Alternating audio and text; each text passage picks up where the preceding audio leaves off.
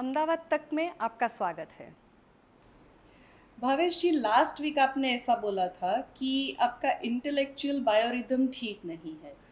तो ये होता क्या है और ये किस तरह से इफ़ेक्ट करता है? क्या ये हर इंसान को कहीं ना कहीं इफ़ेक्ट करता है?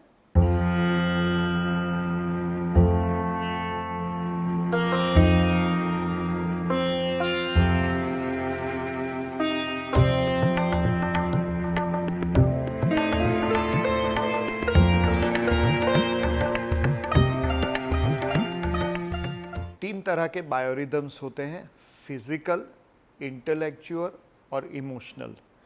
फिजिकल बायोरिदम्स होते हैं वो उसकी जो अवधि होती है वो 23 डेज़ की होती है। इमोशनल बायोरिदम की अवधि होती है वो 28 डेज़ की होती है। और इंटेलेक्चुअल बायोरिदम की अवधि होती है वो 33 डेज़ की होती है। बायोरिदम्स क्या होते हैं ये अगर हमें एग्जैक्टली समझना है तो हमें उसकी तह तक जाना पड़ेगा। और एक बेसलाइन फैक्ट मैं बता देता हूँ। जैसा कि मैंने बताया कि इमोशनल बायोरिदम की अवधि 28 डेज़ की होती है और 28 दिन की और कौन सी साइकिल होती है, अगर आप सोचेंगे तो आपको शायद क्लिक हो भी जाएगा। एक और क्लू मैं देना चाहूँगा। इमोशनल बायोरिदम्स फीमेल्स को ज़्यादा असर करते हैं, इंटेलेक्चुअल बायोरिदम्स मेल को ज़्यादा असर करते हैं, फिजिकल दोनों को ज़्यादा असर करते हैं। अब आपके दिमाग में वो बात आई? Emotional biorhythms are almost the number of days जो 28 डेज है, they are equivalent to menstrual cycle के जो डेज होते हैं उसके करीब का वो नंबर है, तो वो स्त्रियों को ज़्यादा असर करते हैं। फिजिकल बायोरिदम जिसकी साइकिल 23 डेज़ की होती है वो एंड्योरेंस, विगर, वाइटैलिटी वगैरह का निर्देश करते हैं। और फिजिकल बायोरिदम जब लो होता है तब इंसान बीमार पड़ जाए ऐसी संभावनाएं बहुत ही ज़्यादा होती है। फिजिकल बायोरिदम और इमोशनल बायोरिदम दोनों अगर लो होते हैं तो संभावनाएं और बढ़ जाती है। फिजिकल, इमोशनल और इंटेलेक्चुअल ये तीनों बायोरिदम्स अगर लोएस्ट पॉइंट पे टच करते हैं तब 101% या तो इंजरी होती है या तो इंसान बीमार पड़ता है। कभी कभी ये बायोरिदम्स एक दूसरे के साथ क्लैश करते हैं तब भी अचानक घटनाएं घट जाती है, जैसे कि आप व्हीकल लेकर जा रहे हैं और एक्सीडेंट हो गया, या तो आपका अचानक अनएक्सपेक्टेड मैनर में किसी के साथ झगड़ा हो गया, डिफरेंस ऑफ ओपिनियन हो गया, या आपने ओवर इमोट कर दिया। जैसे कि अगर आपका इमोशनल बायोरिदम है वो 100% पे है, फिजिकल बायोरिदम लोएस्ट पॉइंट पे है, तो आप इमोशनली काफ़ी एक्टिव होंगे, फिजिकली थके हुए होंगे और फ्रस्ट्रेटेड होंगे।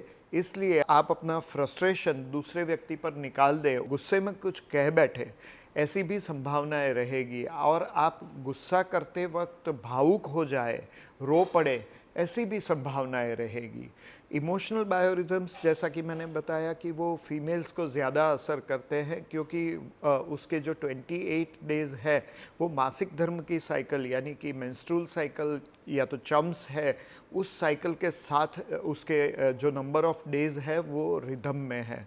तो इमोशनल बायोरिदम में जो फ्लक्चुएशंस आते हैं वो फीमेल्स ज़्यादा महसूस कर पाती है, और इंटेलेक्चुअल बायोरिदम में जो फ्लक्चुएशंस आते हैं वो मेल्स ज़्यादा महसूस कर पाते हैं।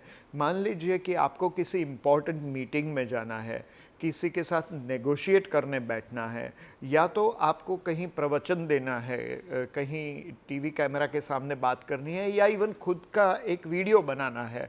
उस वक्त अगर आपका इंटेलेक्चुअल बायोरिदम पावरफुल नहीं है तो हो सकता है कि आप गूफ अप कर बैठे या तो डिज़ायर्ड वे में अपने टॉपिक को प्रेजेंट न कर पाएँ, कम्युनिकेट न कर पाए, ऐसी संभावनाएं ज़्यादा रहेगी। नेगोशिएशन में आप एक फाइन डील ना दे पाएँ या ना ले पाएँ, ऐसी भी संभावनाएं रहेगी। इसलिए अगर किसी भी डील को क्रैक करना है या किसी के सामने अपना मुद्दा रख के उस व्यक्ति को उस पॉइंट पे कन्विंस करना है तो आपका फिजिकल बायोरिदम और इंटेलेक्चुअल बायोरिदम ये दोनों सिंक्रोनाइजेशन में होना बहुत ही ज़रूरी है, पावरफुल होना बहुत ही ज़रूरी है। अब आपको ये भी सवाल हो सकता है कि भावेश जी ने फिजिकल बायोरिदम को इसमें क्यों जोड़ा? फिजिकल बायोरिदम पावरफुल होना इसलिए ज़रूरी है कि नो मैटर आपका फिजिक कैसा है, लेकिन फिजिकल बायोरिदम पावरफुल है तो वो कॉन्फिडेंस आपके जेस्चर्स में दिखेगा, while negotiating, while communicating, while talking to others. और इंटेलेक्चुअल बायोरिदम पावरफुल होगा तो आप अपने पॉइंट को डिजायर्ड एक्शंस के साथ और बॉडी लैंग्वेज के साथ प्रेजेंट कर पाएंगे। इमोशनल बायोरिदम लोएस्ट या तो हाईएस्ट पॉइंट पे होता है तब आप भावुक होकर कोई क्रिएटिव एक्टिविटी करें, ऐसी संभावनाएं रहती है।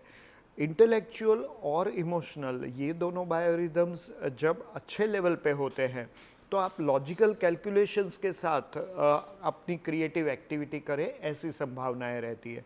लेकिन मान लीजिए कि आपका इमोशनल लोएस्ट पॉइंट पे है तो आपने फ्रस्ट्रेट होकर कोई कविता लिख दी, ऐसी संभावनाएं रहती है।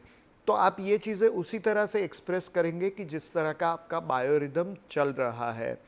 अगर आपका इमोशनल बायोरिदम पीक पे है तो हो सकता है कि आप ज़्यादा खुश होकर कोई चीज़ क्रिएट करना चाहें, कोई क्रिएटिव काम करना चाहें, जैसे कि आप फोटोग्राफी करना चाहें, आपको हर एक जगह एक अच्छी फ्रेम दिखे, ये भी संभावनाएं रहेगी। आप अच्छा पेंट कर पाएँ, ये भी संभावनाएं रहेगी। या ये हो सकता है कि आप कोई अच्छा सा लिरिक लिखना चाहे, म्यूज़िक कंपोज करना चाहे, अपनी क्रिएटिविटी को अच्छी तरह एक्सप्रेस करना चाहे। हो सकता है अगर आपको कुकिंग में दिलचस्पी है तो आप स्वादिष्ट खाना भी बना पाएँ। तो इमोशनल बायोरिदम पीक पर होने से ये चीज़ें भी हो सकती है। इमोशनल और इंटेलेक्चुअल दोनों ही बायोरिदम्स अगर पीक पे है तो आप कैलकुलेटेड वे में क्रिएटिव काम को अंजाम दे पाएंगे और आपको उस दिन सराहा जाए, ये भी संभावनाएं रहेगी। तो ये जो बायोरिदम्स होते हैं वो बायोरिदम्स काफ़ी इम्पॉर्टेंट साबित होते हैं और वो जब कभी एक दूसरे के साथ क्लैश करते हैं, जैसे कि 23 डेज़ वाली साइकिल जा रही है इस तरह, वो साइन वेव्स होते हैं, तो इस तरह साइकिल जा रही है। 33 डेज़ वाली साइकिल है वो उससे थोड़ा पीछे चल रही है। तो अगर आप साइन वेव्स, साइनोसोडियल वेव्स को समझते हैं तो इस तरह आगे जाके कहीं ना कहीं दोनों बायोरिदम्स क्रॉस करेंगे एक दूसरे को। जब वो क्रॉस करते हैं उसे क्रिटिकल डे कहते हैं।